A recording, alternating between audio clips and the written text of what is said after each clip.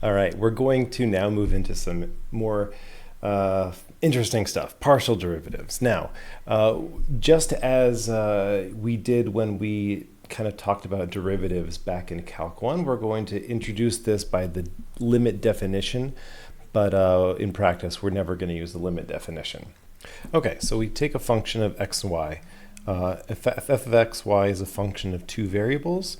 Now, if we set y equal to some constant b, then we can talk about this function of just x, g of x, where g of x is f of x comma b. So we've like replaced all the y's with b's, and b is constant now.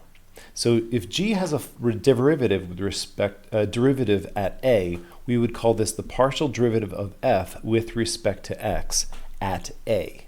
We denoted f with a subscript x of a comma b.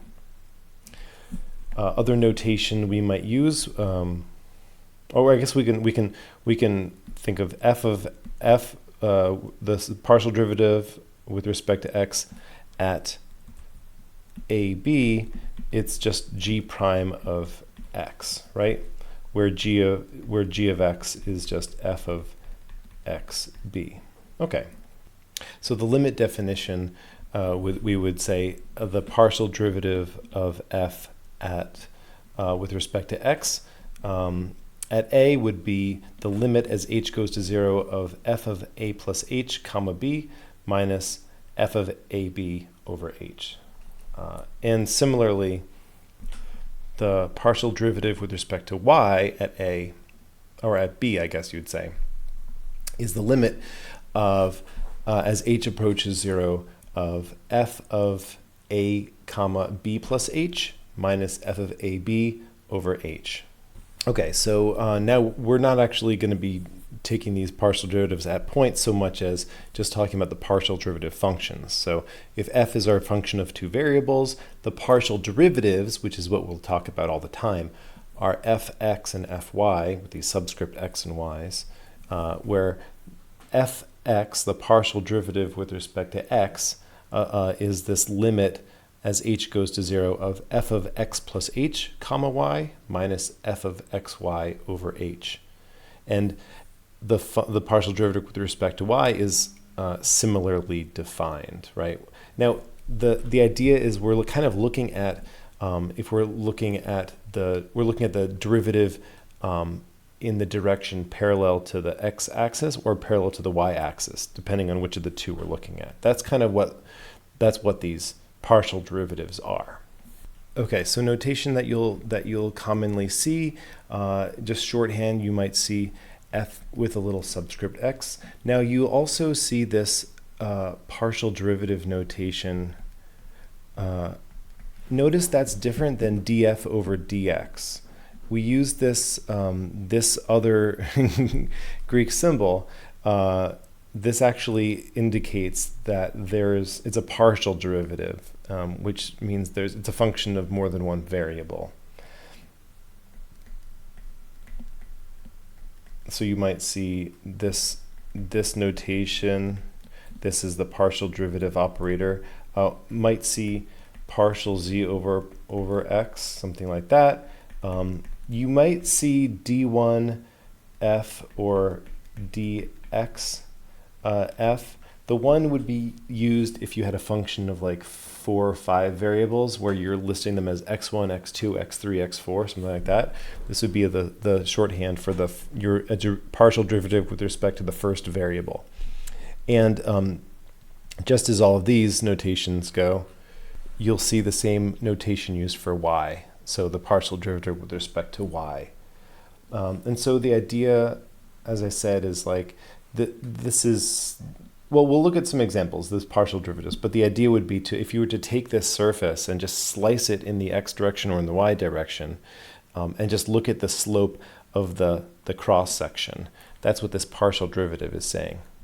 Okay, so taking this example, this simple function, f of xy is 4 minus x squared minus 2y squared. So let's take the partial derivative with respect to x. So the key thing here is you treat your y variable as a constant. So you treat it as if it was just some constant number, not a variable. And when you do, the result is going to be, it's true, like the 2y squared term is just as constant as the number 4. So only minus 2x, that's going to be the partial derivative with respect to x. The whole term minus 2y squared, that's considered constant, and so it's the partial derivative of that term with respect to x is 0. The partial derivative with respect to y of this thing, similarly, the 4 is constant, it's still constant, but now the minus x squared is considered constant. And so we're just going to have minus 4y. And so, for instance, fx at the point 1, 1 is going to be just negative 2. Fy at the point 1, 1 would be minus 4. Okay, so let's take the sine, f of xy is the sine of x over 1 plus y. So if I was to take the partial derivative with respect to x, you're treating the 1 plus y as constant. So I'm going to use the chain rule. The derivative of the sine is the cosine. It's the cosine of x over 1 plus y. And then we have to take the derivative of x over 1 plus y. And the 1 plus y, it's constant. It's like it was x over 5, right? You would get 1 over 1 plus y out of that. On the other hand, if we are doing the partial derivative with respect to y, right, we're still going to have the cosine of x over 1 plus y, but now the derivative of that x over 1 plus y with respect to y, treating x as constant, this is like x times 1 plus y to the negative 1 power.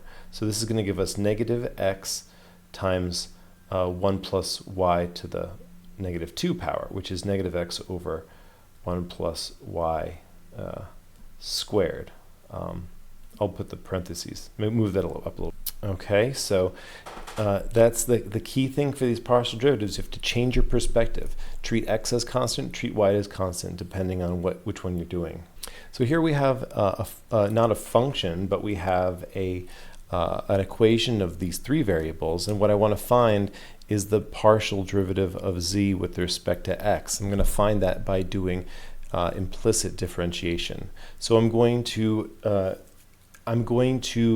treat implicitly y as a constant, z as a function of x implicitly, and or as a function of x and y.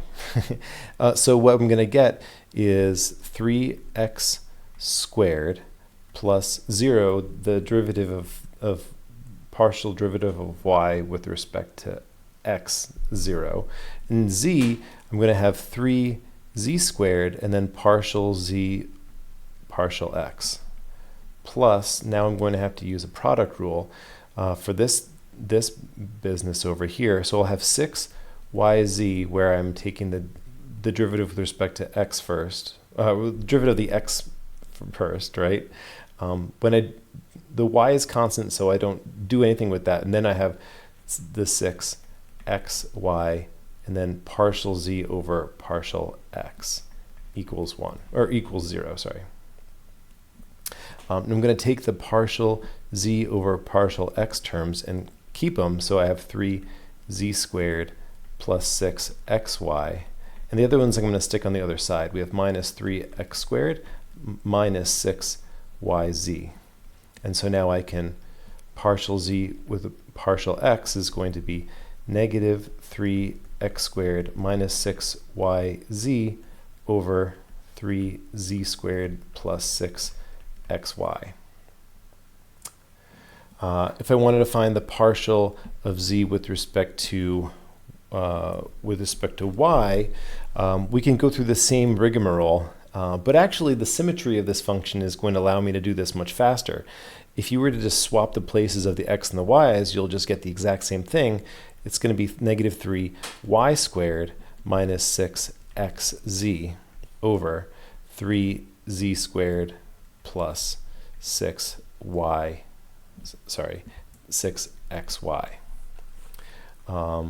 For this, so I mean, I'm using the symmetry to make short work of this.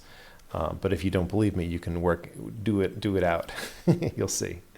So here's an example. This is a function of 3 variables. So you would write something like w equals f of x, y, z, for example. So this is going to be harder to graph, but we don't need to graph it. We just want to find the partial derivatives. So there's going to be 3 partial derivatives. The partial with respect to x, which is going to be, let's see, so the natural log of z is going to be treated as constant. And so the derivative of e to the xy is e to the xy times that derivative of xy, treating the x as the variable. So y is going to be a constant coefficient that's left over. And then ln z. The derivative with respect to y, now the same thing. It's going to be e to the xy. That's derivative is still e to the xy times the derivative of xy, where y is the variable and x is constant. X is going to be this, when you use the power rule on that, it's going to be x. But ln z is still going to be the multiplied by there. It's a constant scalar, if in effect, right? Because we're treating z, and in that case, we're treating z and x as constants. The partial with respect to z. Now, e to the xy is going to be considered as a constant scalar, constant multiple, or constant factor, right? The derivative of ln z, that's 1 over z. So I'm going to write z in the denominator. So partial derivatives, you just got to change your perspective for each one of them and treat only one of the variables as variable at a time. So, okay, so if f is a function of 2 variables, then its partial derivatives, fx and fy, are also functions of 2 variables, and you can take their partial derivatives, etc., etc., etc. So you can take the partial derivative with respect to x, and then take its partial derivative with respect to x again, or you could do y, and so forth. So these are called the second partial derivatives. Notation, you'll see, well, fx, if you take the partial derivative with respect to x a second time, usually we would denote this as fxx. You might see f11, but probably not as often. If you could see this using the partial derivative differentiation operator, right? So it would look like this. But in practice, you would more likely see this notation here, like the partial squared of f over the partial of x squared, which you might just as easily see the partial of z over the partial of x squared, where z is of this function of xy, and the same goes for x and y. Now, when we write fx, if we're going to do the partial with respect to y afterwards, we write this fxy. So when I write fxy, that means I've first done the first we did the partial with respect to x, and then we did the partial with respect to y. Right? That's the subscript that's closest to the f is the first one that was done. But if you're writing with the partial derivative operators, it would look like partial of f. It would look like partial y, partial x. So they're done in this other order. This is the first, and this is the second. Okay. You can see that the parentheses have things grouped on going from the left to the right when you're using these partial derivative operators, but it's from the right to from the right to the left versus the left to the right. Now here's a useful theorem for handling these mixed partial derivatives: the partial with respect to x, then the partial with respect to y. If f is defined on some disk, so a circle, or a solid circle, D containing the point A, B, as long as the functions fxy and fyx, so the partial with respect to x, then the partial with respect to y, and then vice versa, as long as those second partial derivatives are both continuous on D, then they're actually, those mixed partials at A and B are equal to each other. So what we have is for continuous functions, roughly speaking, for continuous functions, it doesn't matter what order that you take the derivatives. In fact, the function itself doesn't need to be continuous. This second partial derivatives just need to be continuous. You could have had discontinuities on the original function, but as long as the second partial derivatives are continuous, then it doesn't matter in what order you take the partial derivatives, which can be very handy because sometimes using one order might be less work than doing it in a different order. So let's take this example. I'm going to find the partial derivative. This is a higher order partial derivative f x x y z, which just means I need to find the partial with respect to x first. All right, and I'm going to okay, so it's going to be the cosine of 3x plus yz times the derivative of this. Now the derivative of 3x plus yz with respect to x is just going to be the number 3. But if I take another partial derivative with respect to x, the derivative of cosine is a negative sign, 3x plus yz. Now I'm going to treat I'm going to have a 3 that was already there, and then the derivative of 3x, again, I'm going to get another 3. So this, I'm going to write this, negative 9 sine of 3x plus yz. Now I'm going to take the partial derivative of that with respect to y. And so, remember, the derivative of the sine is the cosine. So I have negative 9 cosine of 3x plus yz. Now the derivative of 3x plus yz with respect to y now, everything else is held constant, so z is going to be a constant coefficient of y. So I'm going to get a z out here. Let's write this, negative 9z cosine of 3x plus yz. Now, let's finish this off, fx x, y, z. Now I'm going to take a partial derivative with respect to z. Now you notice I have like really two functions that are multiplied, so I have to use a product rule here. So the derivative of the negative 9z is negative 9 times the cosine of 3x plus yz plus this negative 9z times the derivative of this cosine, which is going to be negative sine of 3x plus yz times, chain rule, times the derivative of 3x plus yz, this time with respect to z. So now x and y are constant. Well, I'm going to get a y out of that, right? Because y is the constant coefficient of z. And that's my final answer. I don't really feel like cleaning it up too much. You could just move the y over, but I'm not going to do that. All right. So here's our last example. We're going to show that this function u of xy is e to the x sine y is a solution to Laplace's equation, which is the second partial of u with respect to x plus the second partial of u with respect to y equals 0. So we're going to just basically plug this in and see if it works. So the partial u with respect to x is going to just be, well, it's just going to be e to the x sine y. You're treating sine y as a constant, and the derivative of e to the x is e to the x. So the second partial of u with respect to x is similarly going to just be e to the x sine y. Now the partial of u with respect to y is going to be e to the x times the cosine of y, right? Now we're treating e to the x as if it was constant, and the derivative of sine y is cosine y. So the second partial of u with respect to y, now the derivative of cosine is a negative sign, so that's going to be negative e to the x sine y.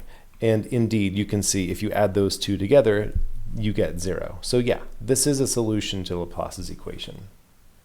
So partial derivatives, this very, very important concept. We'll be doing everything in this chapter is going to be involving partial derivatives. In fact, going forward, I think that's going to be in chapter 12 as well. And we'll be seeing partial derivatives all over the place.